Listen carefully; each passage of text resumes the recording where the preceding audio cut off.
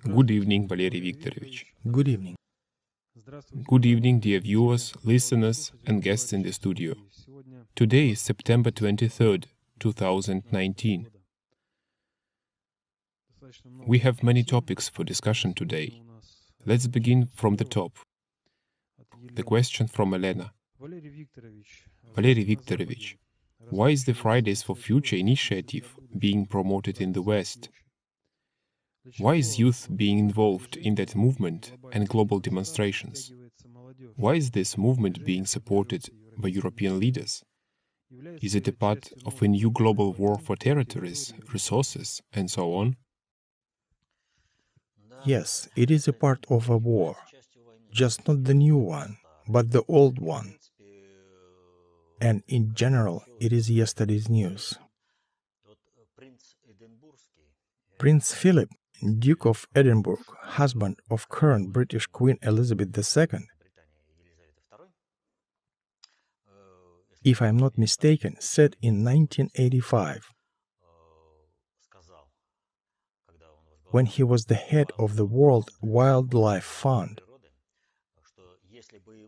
that if he had a chance to be reborn, he would like to come back to Earth as a deadly virus to reduce the population of the Earth and save the nature.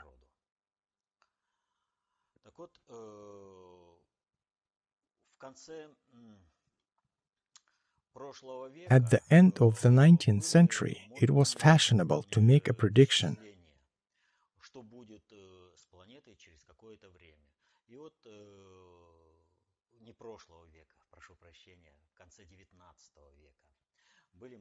On the destiny of our planet in the upcoming 20th century, keeping in mind the fast-growing population. There was a prediction that London and New York would be filled up to the second or third floor by manure, because it would be impossible to carry it out of the cities. Such questions as how to drive on top of all this manure or how to live on the lower floors were not even considered. It was expected that cities would be full of manure. And here is another prediction made at the beginning of the 20th century. The population of the Earth was about 1.6 billion people at the time. Only in 1927, population reached 2 billion and 4 billion in the 1970s. Why did I mention 4 billion number? According to the early 20th century estimation, as soon as the population reaches 4 billion, all people will starve to death. Today's population is 7 billion, and it is obvious for everybody that starvation is absolutely artificial, man-made. It is a political act performed in regard of certain countries and nations. The planet Earth produces enough food to feed all people on Earth, 7, almost 8 billion people. Why didn't the prediction about London and New York being drawn in manure come true? Because technologies have changed. Civilization moved from animal power, which means people stopped using animals to move around, and started using machines for that. And the manure problem disappeared by itself. Farmland cultivation moved from horses to tractors, and crop yield grew exponentially. New technologies came into use and crop yield grew even higher. As a result, it became possible to provide food for more people. There are places where the resources of the planet are utilized predatorily. For example, as it is done in North Korea, and the last incident with Russian border guards proved that it is exclusively manifestation of political culture, but not display of people's culture. Actually, Southeast Asian nations tend to minimize everything. The Japanese tradition of bonsai came from Chinese culture and aims to become small, utilize the smallest part of the ecosystem. And accordingly, if people who grew up in such a culture, Korean, Chinese, act in such a predatory manner, it is exclusively manifestation of the political culture, of the social governance. What is the origin of the Fridays for Future ecological movement? And why did I do such a detailed introduction? All calculations in the past and all calculations today show that current civilization on the planet Earth has limited resources unless it changes its concept of social governance.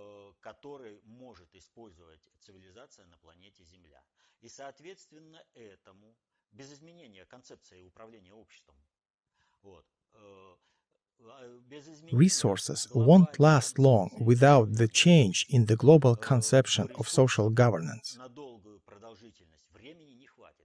However, global elite is trying to prolong its good life for the upcoming centuries till a solution will be found. For example, to fly away to a different planet or to invent a different life form, for example, replace human body by a computer which will float in space.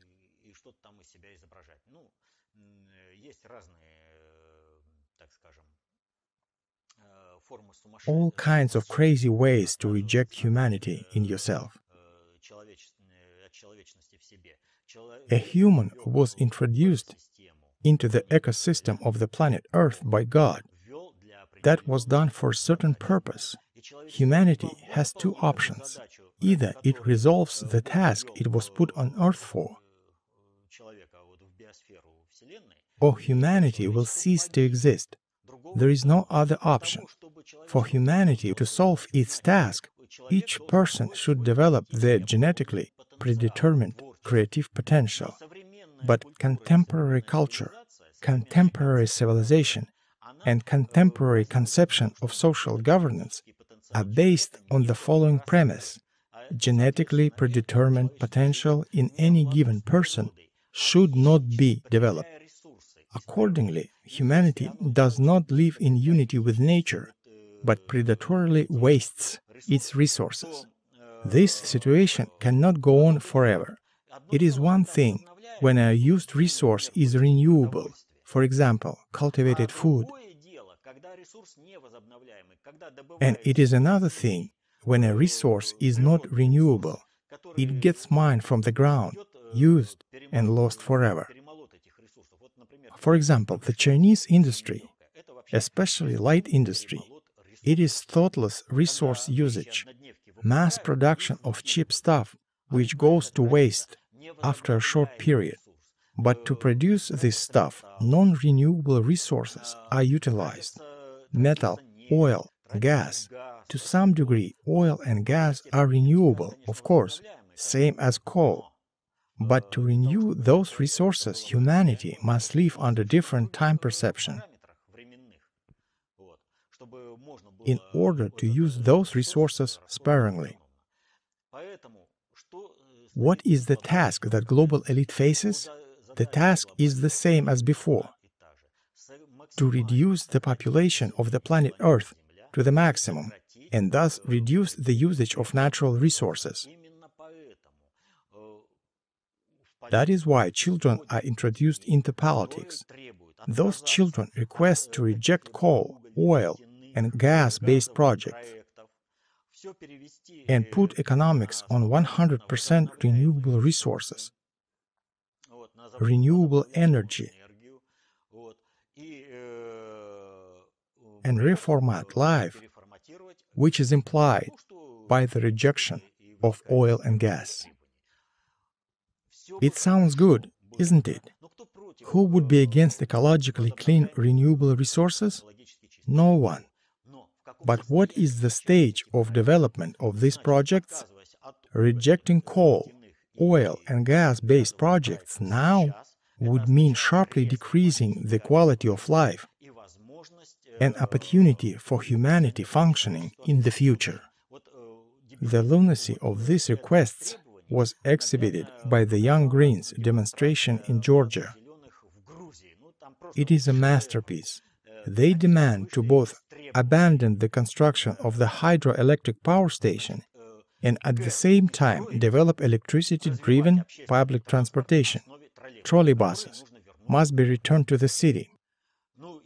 It looks like, for the most young people today, the source of milk and bread is a grocery store, and the source of electricity is an outlet.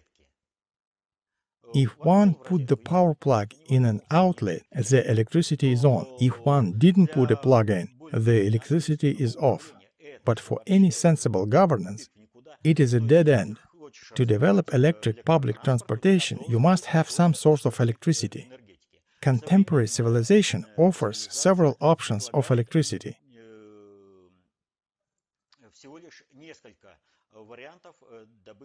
Fossil fuel burning power stations, hydroelectric power stations, and nuclear power stations. Positively, hydroelectric power stations, as all other power stations, are bad for ecology. Even with seemingly clean nuclear energy, there are problems of nuclear waste. How to process nuclear waste? How to ensure the safety of the world in case of nuclear accidents? A hydroelectric power station harms ecology directly. Let's reject it. What is the solution? Young Greens also suggest to reject oil and coal. That means fossil burning power stations are also out of equation. How will you produce electricity? Renewable and ecologically clean sources of energy do not yet exist. They need to be developed. To develop those new energy sources, people need to be educated. The knowledge should be given to people, but that will drive people to develop their genetically predetermined potential, which in turn contradicts the current concept of governance. What is the solution? Let's use children in politics. So we can see children aged 8 and over making demands. They, of course, can handle, quote-unquote, complex problems of social governance. At the age of 8 or 10, even at 14, 16 or 20 years old, they are experts in many fields, right? But how is Greta Thunberg different? What is the wording of her protest, which is being circulated now? I won't go to school. I will go on a climate strike against the corrupt lifestyle disruptive to the planet Earth ecology. Improve ecology first. That means, out of spite, I will grow up an ignorant fool. That is the essence of her message. Decrease the level of education for future generations on the planet Earth. For them not to be an obstacle for population reduction processes. Children were asked, "Do you know anything about these problems? Ecology?" No. Why did you go on a climate strike? We have been told, either you have classes or you have a free day outside to protest. We choose a protest. It is fun for children, a free day outside of class. So when somebody says children are protesting, it is a nicely directed spectacle. Managed protest organized by adult puppeteers. The ultimate goal of that protest is to create conditions for reducing population on the planet Earth, for reducing the usage of non-renewable resources, as it is written in Georgia Guidestones or in the theory of golden billion. Part of the population must be eliminated. Let's take the theory of golden billion. It is more kind to people in comparison with Georgia Guidestones. Speaking of the golden billion theory, it leaves at least 1 billion of first-class people to live and another billion to serve the first one, like lackeys or workers on plants, as even automated plants need some workers to serve the machines, and thus to avoid full-blown wars of machines against humans. It is safer to have human workers to supervise machines. This theory allows also 1 extra billion of people that will be herded around the deserted earth and restore it. The Fridays for Future movement is a part of that project. Children are involved in order to keep them out of school and do something senseless.